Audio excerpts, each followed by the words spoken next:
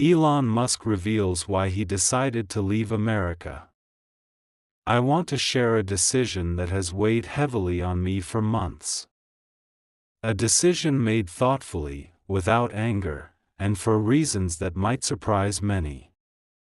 This choice reflects deeper issues unfolding in America today. If you believe that truth matters, drop a comment below. If you're ready to understand why this decision became necessary and what it means for those who still hold dear the founding principles of this nation, here's what I've observed about America's trajectory and why it compelled me to act.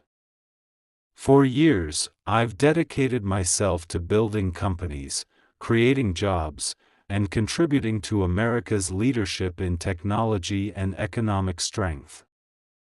I have always believed in the American dream, the idea that hard work, innovation, and perseverance can create something meaningful that benefits all. But over recent years, I began to notice troubling shifts. Not just political changes, though those played a role, but fundamental transformations in how we value truth, handle disagreement, and treat those who don't fit into increasingly narrow definitions of acceptable thought. I witnessed public discourse devolve from solution-seeking to a culture of destroying anyone who dared ask uncomfortable questions. I saw principles abandoned the moment they became politically inconvenient. Most alarming was the rise of a culture where questioning official narratives, no matter how reasonable, became grounds for social and professional ruin. This isn't about any political ideology. It's about a core American value. Free inquiry and open debate are essential to discovering truth and making progress. The tipping point came during the 2024 election cycle. Legitimate concerns about election integrity, social media censorship, and government overreach were met not with reasoned dialogue, but with immediate attempts to silence and discredit those raising them. I found myself in possession of factual information that contradicted official stories, but sharing it publicly would have unleashed coordinated attacks on my businesses, employees, and family. The choice was stark.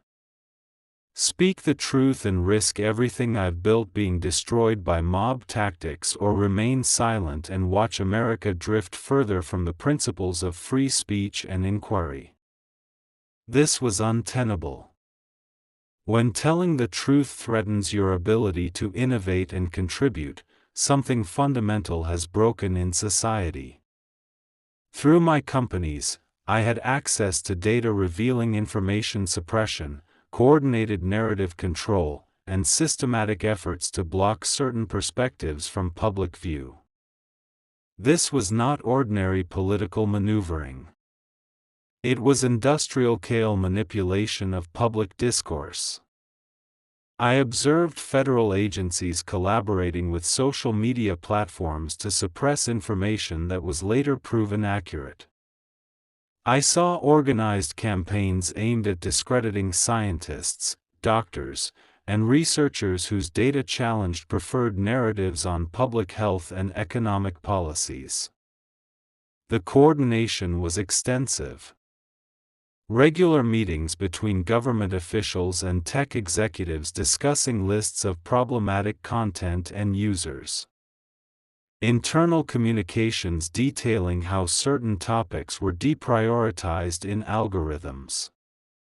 Shadow banning of specific users.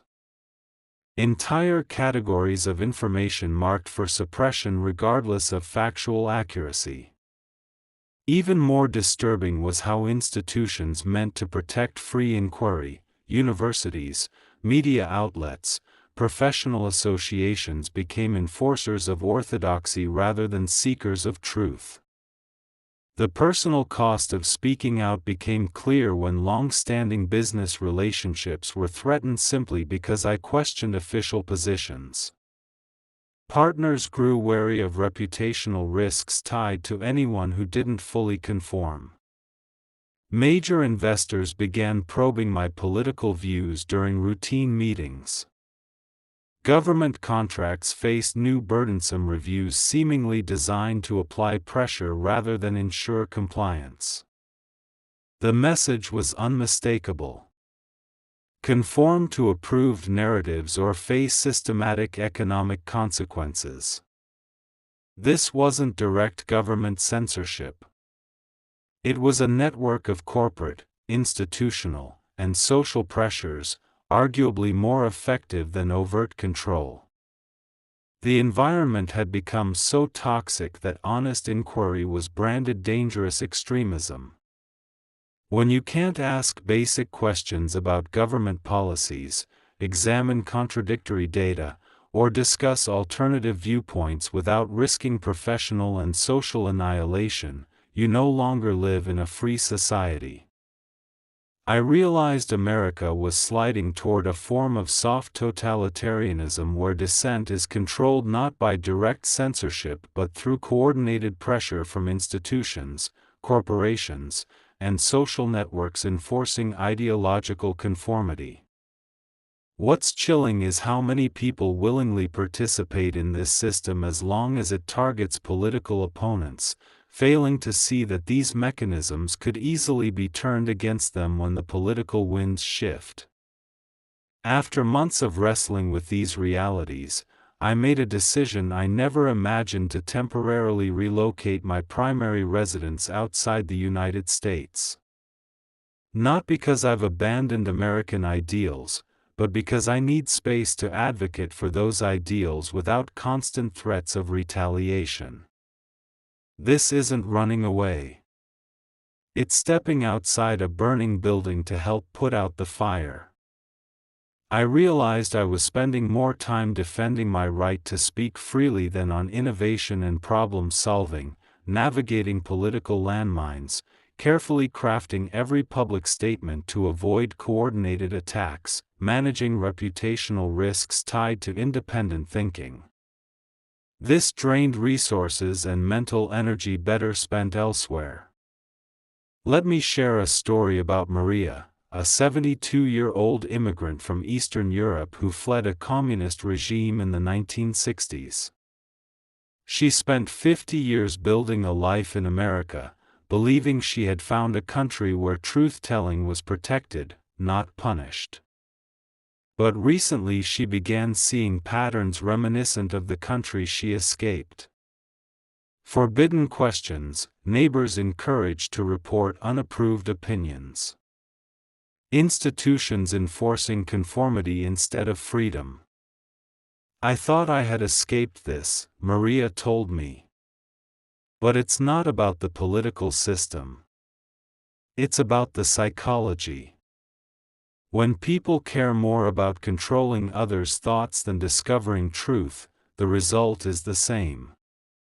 Whether it's communism, fascism, or democracy. Maria's experience is invaluable. Having lived through the transition from freedom to authoritarianism, she recognizes early warning signs many miss. The most dangerous moment, she explained, is when good people convince themselves that suppressing uncomfortable truths is necessary to protect important values. Once that principle is accepted, there's no logical stopping point. In her home country, the transformation didn't happen overnight. It began with restrictions on hate speech and misinformation that most supported as reasonable. Then came professional consequences for unpopular views, escalating to questioning government policies being labeled unpatriotic. By the time people realized what was happening, the infrastructure for thought control was entrenched. The same institutions meant to protect freedom became tools to suppress it, Maria said. Her insights helped me see that what I'm witnessing in America isn't mere political polarization. It's the early stages of a systematic breakdown of the intellectual and cultural foundations that sustain free societies. But Maria also showed me hope. She found ways to uphold truth and freedom even under harsh conditions. She built networks of like-minded individuals who support each other when official institutions fail. She learned to navigate systems of control strategically, avoiding direct confrontations that invite harsher crackdowns. You have to be strategic. She advised, direct confrontation often just gives them excuses to clamp down harder. But if you're smart, you can preserve spaces for truth and inquiry, even when the official culture is hostile. My decision to temporarily relocate isn't about abandoning America or its principles. It's about finding a vantage point to defend those principles more effectively using strategies Maria and others have taught me. Working for freedom from a place of tactical safety. From this distance, I see more clearly what's happening and can develop strategies to address it. I can speak more freely without endangering my employees and partners. I can focus on solutions instead of constant defense. The companies I've built continue to employ thousands of Americans and contribute to technological leadership. This physical distance is temporary and strategic, not permanent or emotional. This experience has reinforced the responsibility that comes with having a platform and resources. When you see fundamental threats to the principles that enable progress, you can't just hope others will fix them. You must be willing to take risks to preserve the conditions that allow innovation and truth-seeking to thrive. This responsibility belongs to everyone who values truth over conformity, free inquiry over enforced orthodoxy, and understands that real progress requires questioning assumptions and challenging narratives. You don't need my resources or platform to make a difference. You just need the courage to speak honestly about what you see. Ask questions even when discouraged and stay committed to truth even when it's unpopular. Older Americans understand this deeply. You've witnessed how quickly societies can change, how institutions can be captured by ideology, and how freedoms can erode through small compromises. Your experience offers perspective younger generations often lack. You know, freedoms aren't permanent. They're achievements that each generation must actively defend. Sometimes the most patriotic act is resisting institutions that have lost sight of their founding principles. This crisis in American discourse affects everyone but hits those with historical memory hardest. You remember when political disagreement coexisted with respect for open inquiry. It's painful to watch those principles erode. Many older Americans I've spoken with feel dismissed, not because their arguments lack merit, but because they're seen as outdated. They watch trusted institutions transform into something unrecognizable. Your voices are marginalized under the guise of making room for new perspectives. But what's really happening is the dismissal of invaluable historical knowledge and hard-won wisdom. When a 75-year-old economist warns about financial policies based on decades of experience, they're told they don't understand modern economics. When a retired teacher questions new educational methods, they're dismissed as out of touch. This devaluation of experience is part of the same authoritarian impulse controlling discourse. More broadly, societies committed to learning from experience value those who've lived through consequences.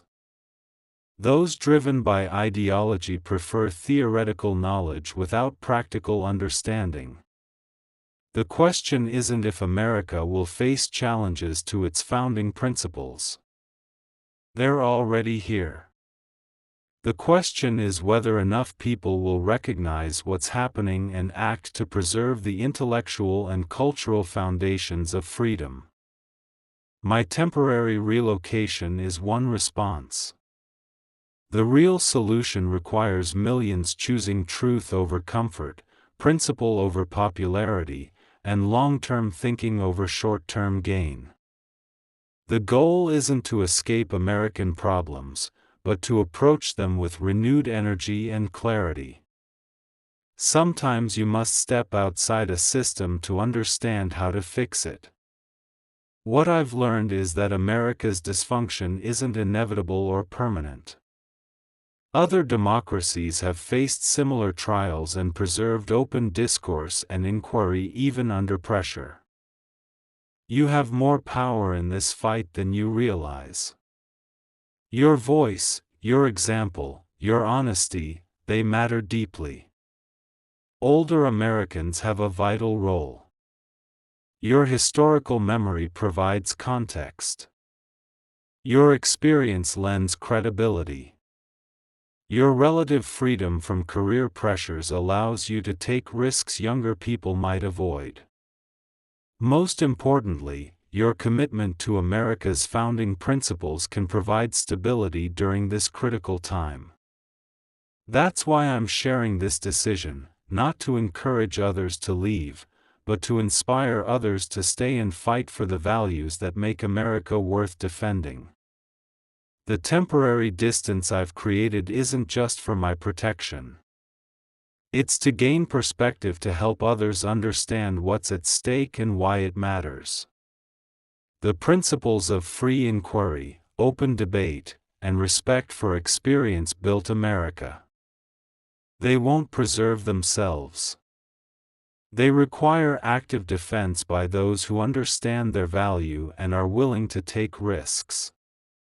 The question is whether enough Americans, especially those with wisdom and perspective, are ready to shoulder that responsibility.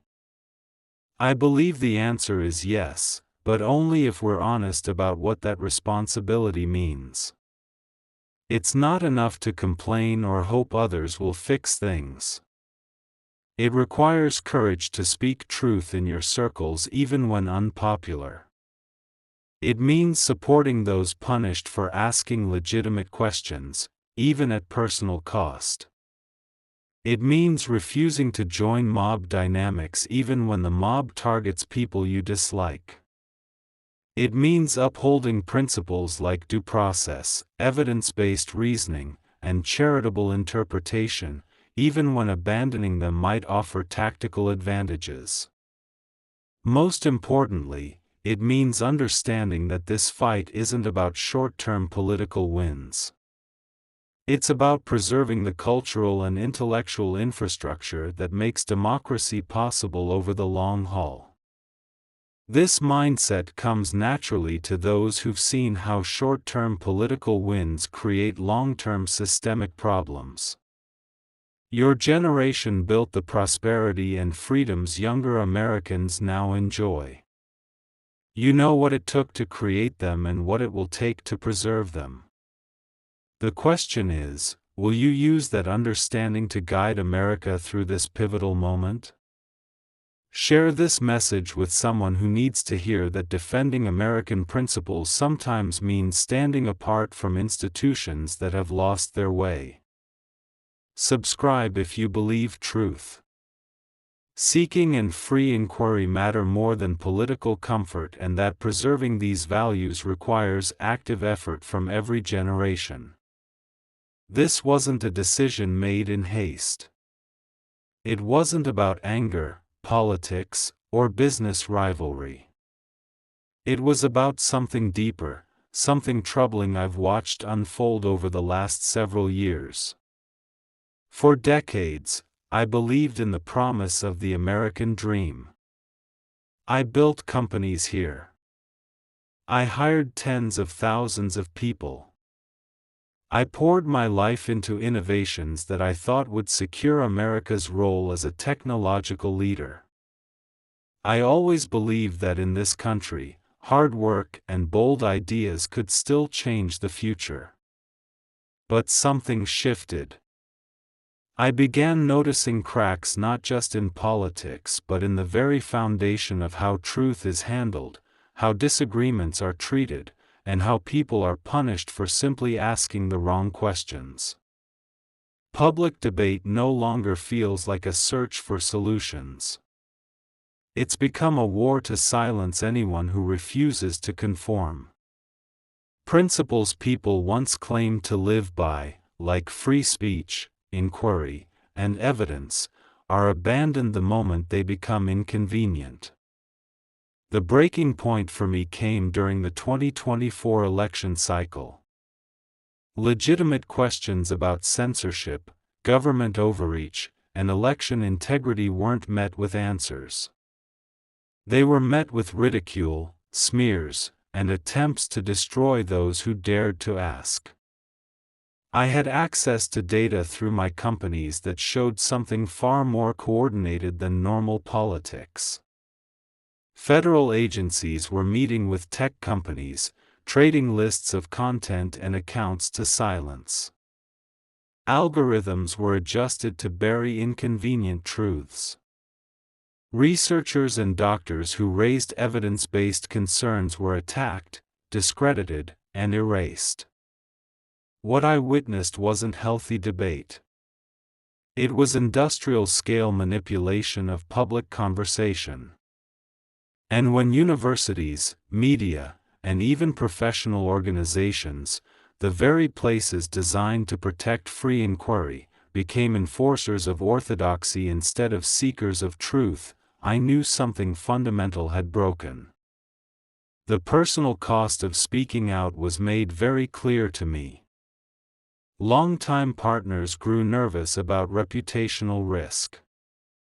Investors began quietly asking about my political alignment. Government contracts suddenly carried new layers of scrutiny. The message was simple: fall in line or be punished. It wasn't official censorship. It was something more effective. A web of social, corporate, and institutional pressure designed to suffocate dissent. That's when I realized America was moving into a kind of soft totalitarianism, not through force, but through fear. A system where people censor themselves to survive. A system where truth becomes dangerous. I didn't come to this conclusion alone. Let me tell you about Maria, a 72-year-old woman I met. She immigrated to America from Eastern Europe decades ago, escaping communism. She built her life here because she believed America was the place where truth was protected, not punished. But now Maria says she's seeing patterns she thought she had left behind. Forbidden questions, neighbors encouraged to report on unapproved opinions. Institutions enforcing conformity instead of freedom. It's not about communism or democracy. She told me it's about psychology. When people care more about controlling thought than about finding truth, you always end up in the same place. Maria's warning struck me. She had lived through the slow decline of freedom before. She knew that it doesn't happen all at once. It starts small with reasonable restrictions with pressure to conform the greater good. And by the time most people wake up, the system of control is already locked in. Her story convinced me that what I was seeing wasn't just polarization. It was the erosion of the cultural DNA that makes free societies possible.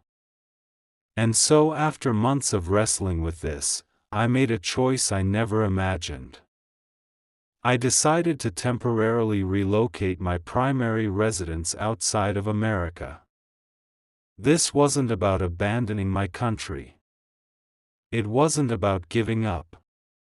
It was about strategy. Sometimes to save what you love, you have to step outside the burning building so you can actually fight the fire. I realized I was spending more time defending my right to speak freely than I was innovating, creating, and solving problems. The constant political landmines, the endless reputational risks for telling uncomfortable truths. This was draining the energy I needed to keep building. From outside the storm, I can see more clearly. I can speak more freely, and I can protect the people who work for me from the consequences of my words. But let me be clear, this is temporary. My companies still employ thousands of Americans. They still contribute to American progress. My distance is tactical, not permanent.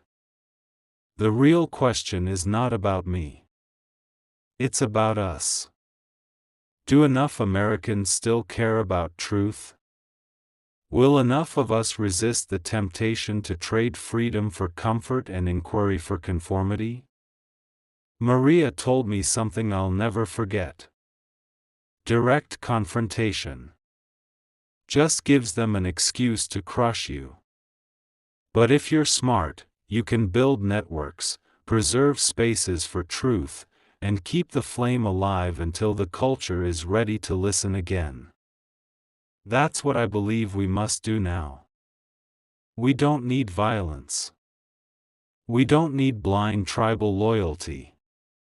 What we need is courage. Millions of individuals willing to speak the truth even when it's unpopular. Older Americans especially, you have a crucial role. You've lived long enough to see how fragile freedom really is. You've seen societies rise and fall. You know what works and what doesn't. And now, when younger generations are dismissing your wisdom as outdated, your voice is needed more than ever. This is not just about politics. It's about whether free thought itself will survive in America. Whether debate, disagreement, and open inquiry will remain possible, or whether we'll surrender to a culture that values control over truth. I chose temporary distance so I could keep fighting for those principles. But the real solution doesn't come from me. It comes from you. Every time you choose truth over comfort, every time you defend someone who's being silenced, every time you refuse to join a mob, it matters. That's how freedom is kept alive. So share this message with someone who needs to hear it. Subscribe if you believe in free inquiry, in truth-seeking, and in the principles that made America worth defending. And let me ask you, what's one uncomfortable truth you've stayed silent about because of fear or pressure? And how might speaking it calmly, courageously help preserve freedom for the future? Because in the end, America won't be saved by politicians or billionaires. It will be saved by ordinary people choosing truth when it matters most.